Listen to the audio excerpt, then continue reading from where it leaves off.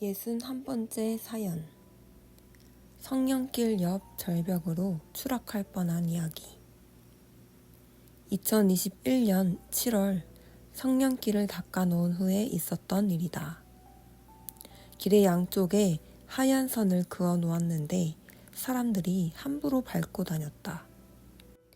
성령을 상징하는 길인데 더럽혀 놓을까봐 작은 옥도를 구해다가 선을 따라 예쁘게 하나하나 두면서 꾸미기로 했다. 이날 기온은 35도에서 36도쯤 되었다. 더군다나 아스팔트 위라서 열기 때문에 너무너무 더웠다. 그날 작업은 중고등부가 월명동을 둘러본다고 왔기에 몇 명씩 3개의 조를 짜서 진행했다. 좋은 돌을 구해서 길 좌우로 하얀 선을 따라 1m에 하나씩 돌 놓는 작업을 같이 했다. 허리 펼 시간 없이 3시간 동안 따가운 햇볕을 받으며 돌을 놓고 나니 땀이 많이 났다. 일을 마친 후 중고등부는 계곡물에서 놀게 해주었다. 나는 무리를 해서 피곤한 상태로 골프카를 타고 성령길의 제일 높은 곳 계곡 옆을 오르며 달리고 있었다. 그곳은 높이가 10m가 넘는 절벽길이었다. 그 길은 빨리 달릴 수 없는 길이다. 무조건 속력을 15km 이상 내면 안 된다고 단상 말씀을 통해 선포했기 때문에 나도 그것을 머릿속에 항상 담고 있었다. 그래서 그날도 15km 속도로 천천히 올라오고 있는데 순간 내가 비몽사몽간에 공중에 있는 것 같은 느낌이 들었다. 나는 몰랐는데 그때 이미 골프카는 공중으로 뜬 것이다. 제일 높은 절벽 10m 높이에 떠 있었다. 만약 거기서 그대로 떨어졌으면 바로 죽는 것이다. 순식간에 붕 뜨면서 날고 있는데 갑자기 땅 소리가 났다.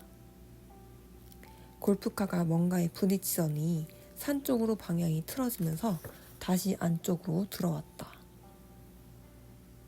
내가 순간 피곤에 졸았다가 놀라서 눈을 딱 떠보니 골프카는 중고등부와 같이 놓은 돌에 먼저 받쳐서 공중에 떴고 그때 길 옆에 있는 쇠 말뚱에 또 부딪히면서 골프카가 안쪽으로 방향을 돌렸던 것이다. 그 쇠 말뚝은 절벽길이 위험하니 이전에 박아놓은 것이었다. 그래서 절벽으로 바로 떨어지지 않았다. 성령께서 이날 나를 지켜 절벽으로 떨어지지 않고 죽음에서 벗어나게 하셨다.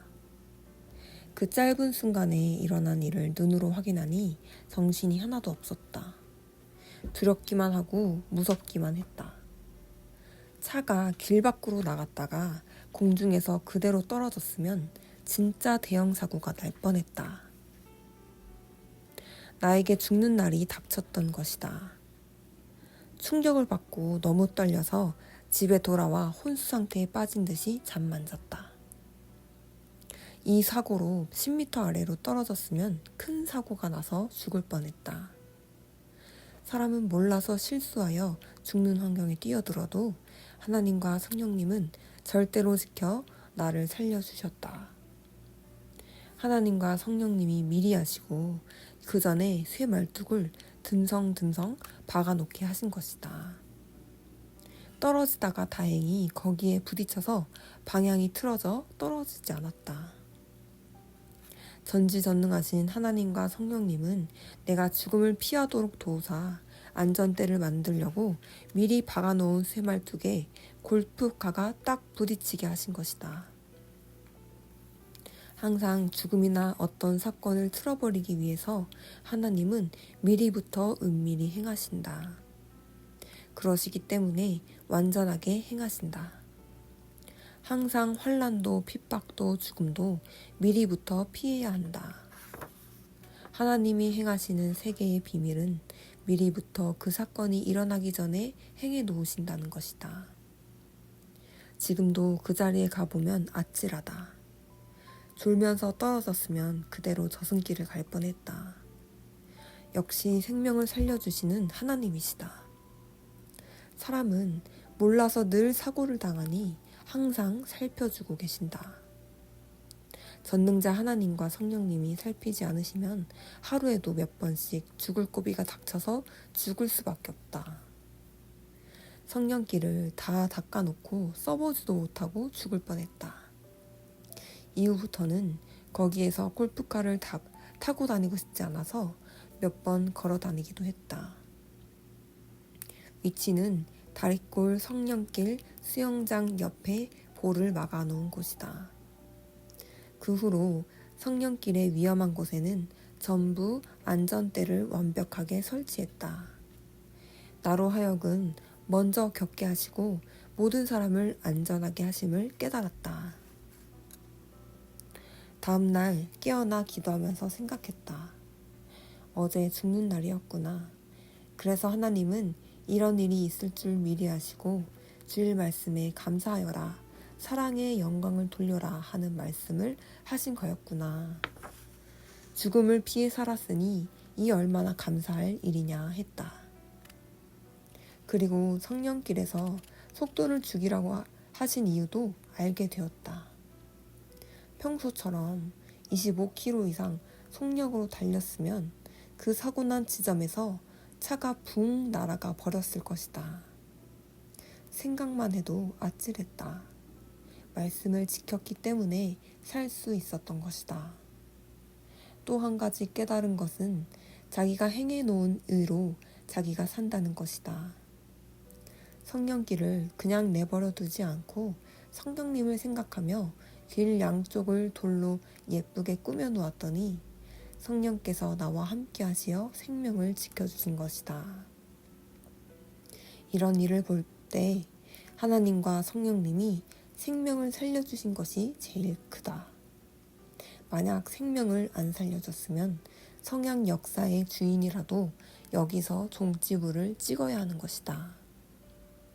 저마다 교통사고 때 자기 생명을 살려주신 일을 기억하며 다시 깊은 감사를 해야 되겠다. 그때마다 죽음의 장소에서 살려주시지 않았으면 자기가 죽어서 세상에 없다는 것을 깨달아 보아라. 그리고 이런 사고뿐 아니라 환난과 어려움을 이기게 해주신 일, 문제를 해결해 주신 일까지 모두 잊지 말고 하나님께 감사해야 된다. 또한 하나님은 육을 살릴 때도 도우시지만 영을 살리기 위해서도 도우시며 영이 죽지 않게 늘 행해 주셨음을 깨달아야 한다. 하나님이 살려주셨으니 이제는 살려준 자의 몸이 되어서 사는 것이다. 우리 육신은 세상에서 하나님의 몸으로 하나님과 같이 살고 영도 늘 하나님과 같이 살다가 육신이 죽은 후에는 그 영이 하늘나라 황금 천국에 가서 영원히 같이 사는 것이다. 우리 모두 죽음에서 살려주신 기회를 통해서 하나님을 더 사랑하고 살려주신 은혜를 잊지 말고 감사하며 그의 몸이 되어 하나님과 같이 성령님과 같이 성자 주와 같이 사는 삶을 살아야 된다. 아멘.